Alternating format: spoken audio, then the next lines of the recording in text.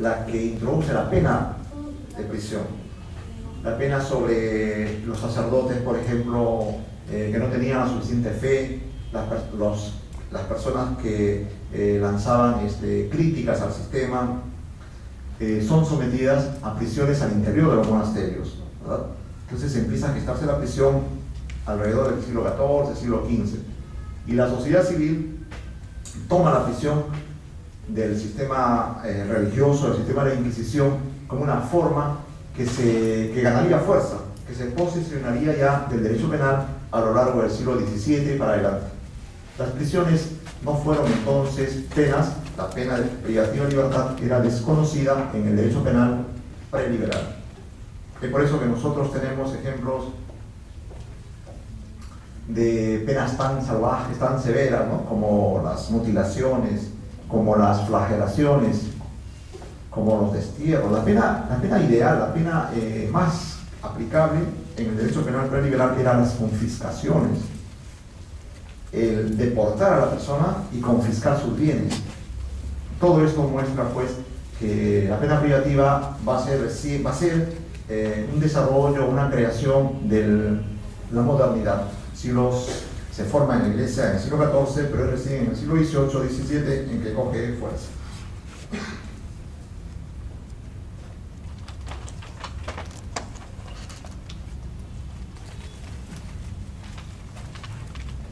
Nosotros los expositores somos como los cantantes, paramos de sitio en sitio, de lugar en lugar, hablando y la garganta las cuerdas vocales se resienten, ¿no?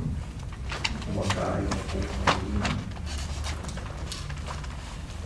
y bien, en el ámbito jurídico también otra de las características de la modernidad significó el surgimiento del concepto de culpabilidad con base al libre albedrío.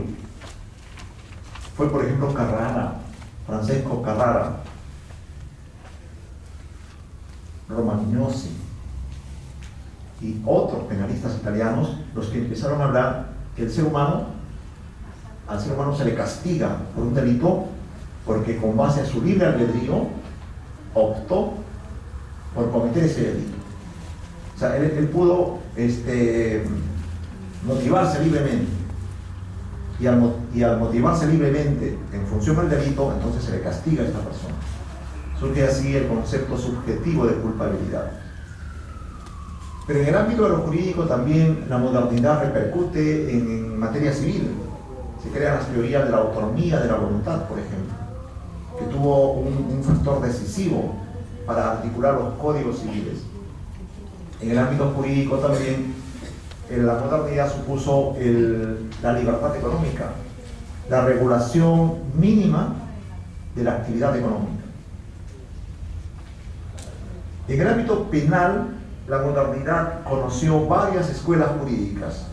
La escuela penal clásica de Carrara, las escuelas sociológico-jurídicas del positivismo italiano, las escuelas del positivismo alemán de Karl Winding, que tanta importancia tuvo y tiene hasta la actualidad, y lo que nosotros conocemos, lo que hemos estudiado, lo que ha servido de base para nuestros códigos, las escuelas clásica alemana o causal, la escuela neoclásica o neocausal alemana y la escuela finalista alemana. Hasta ahí llega la modernidad en el ámbito del derecho penal.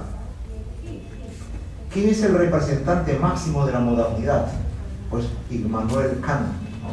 El filósofo de la modernidad, quien dijo que el hombre cuando ingresa a la modernidad sale de su periodo de niñez e ingresa a la adolescencia, ¿no?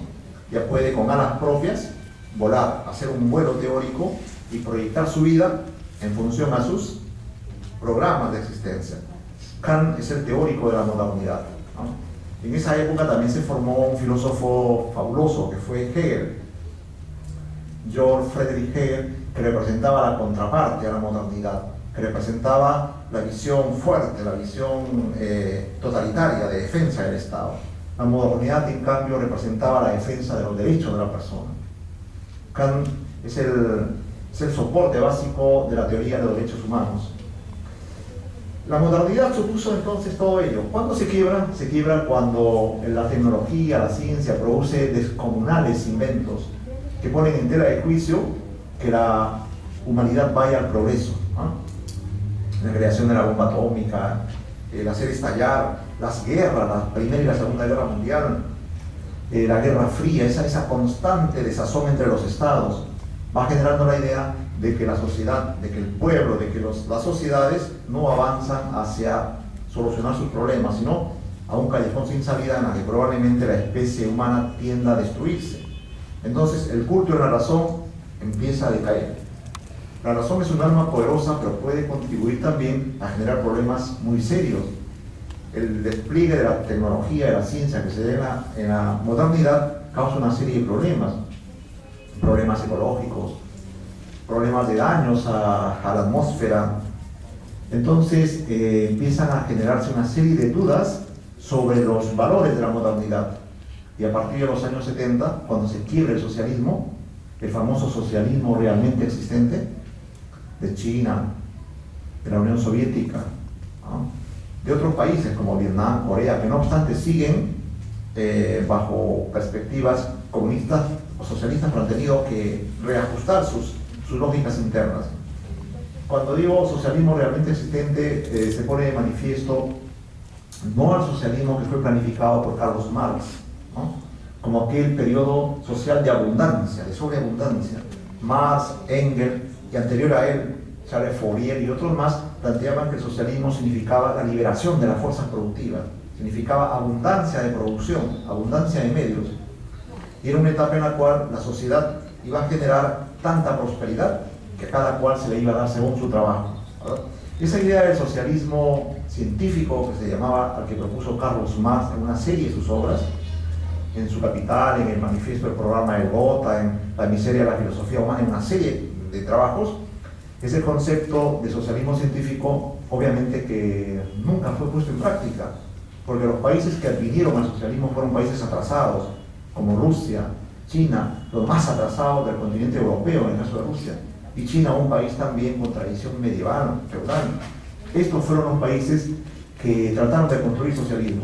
Y obviamente ese socialismo fue una mixtura bastante extraña de prácticas feudales con dirección planificada desde el poder. Y esto fue lo que generó el socialismo realmente existente, lo que se pudo construir como socialismo, que a los años 60, 70 demostraba que no tenía viabilidad. Y se regresó nuevamente a las tesis de Marx que decían que solo es posible pasar al socialismo cuando las sociedades estén altamente industrializadas, ¿no? Esa alta industrialización va a permitir el darle a cada quien según su trabajo. Pero bueno, el voluntarismo de Vladimir Ilich Ulyanov, el voluntarismo de los líderes chinos como Mao Zedong y una serie de jerarcas motivó que fuera el criterio político el que tratara de implantar un socialismo que no se ajustaba a las bases económicos sociales de esos tiempos.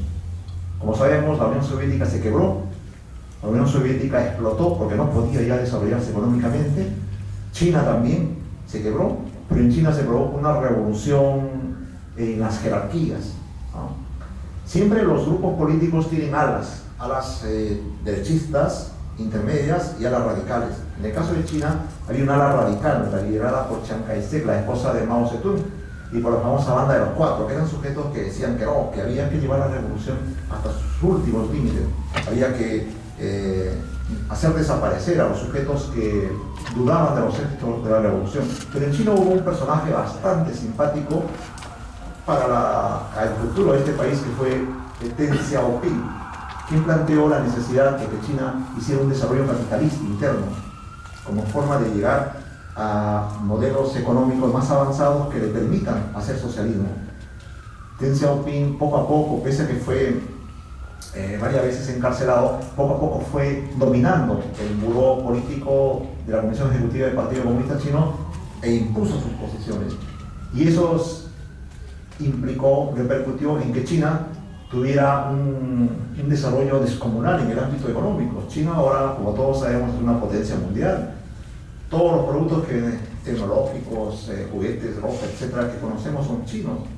China es un país, pues entonces, que ha liberado sus fuerzas productivas bajo una dirección planificada, pero tomando como base leyes capitalistas para su desarrollo.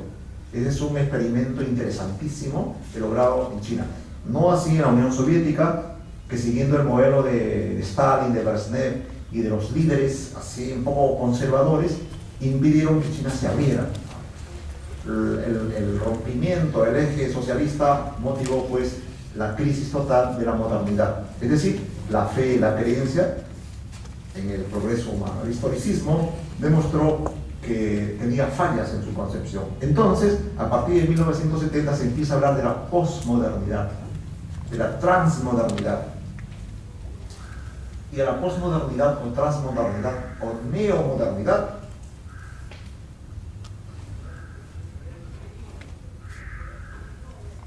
le caracteriza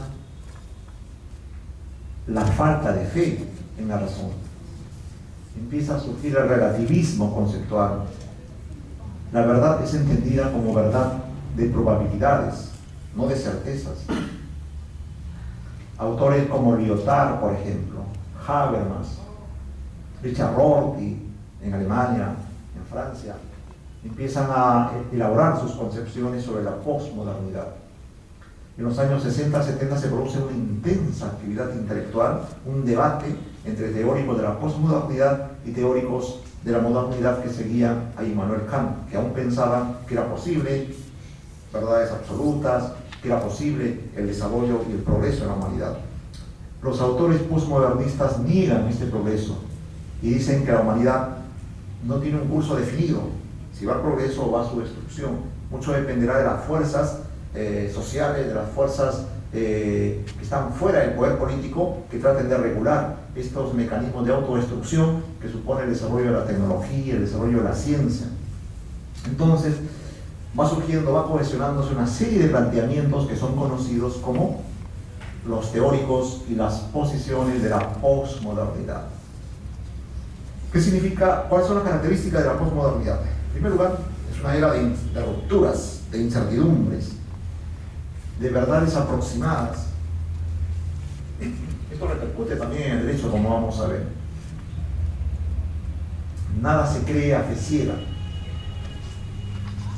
Una segunda característica tiene que ver con el desarrollo, con el derrumbe de los proyectos voluntaristas. Se derrumba el socialismo, se derrumba el fascismo, se derrumba el nazismo. Los nacionalismos, en cambio, empiezan a tener mucha fuerza.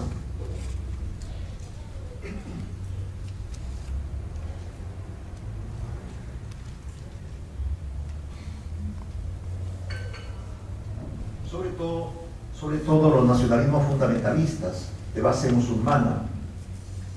Ellos son los que empiezan a hacer la respuesta contestataria al sistema capitalista mundial, porque el socialismo se quebró. Ese eje que había capitalismo-socialismo desaparece, no se presenta ya en la actualidad, y quienes sustituyen, quienes copan ese lugar de rechazo al capitalismo mundial son los nacionalismos fundamentalistas, ¿no? Básicamente los fundamentalismos chiitas, ¿no? Aquel sector radical de musulmanes que no aceptan la hegemonía norteamericana, japonesa del capitalismo mundial, y que obviamente manejan concepciones muy vinculadas al Corán, concepciones teológicas cerradas, ¿no? Entonces, la posmodernidad significa, entre esa característica, también el surgimiento del pluralismo cultural, ¿no? El énfasis en la diversidad, el respeto a lo diferente. Y se empieza a hablar de los derechos de las minorías excluidas. Miren lo interesante que supone la posmodernidad, aceptar que las minorías, los excluidos, tienen derechos y que hay que darles un lugar en el desarrollo social, político, económico. Eso en Perú, por ejemplo, es un tema de crisis, ¿verdad? Lo que sucede en Bagua, lo que sucede con las comunidades. No hay un reconocimiento a ese pluralismo.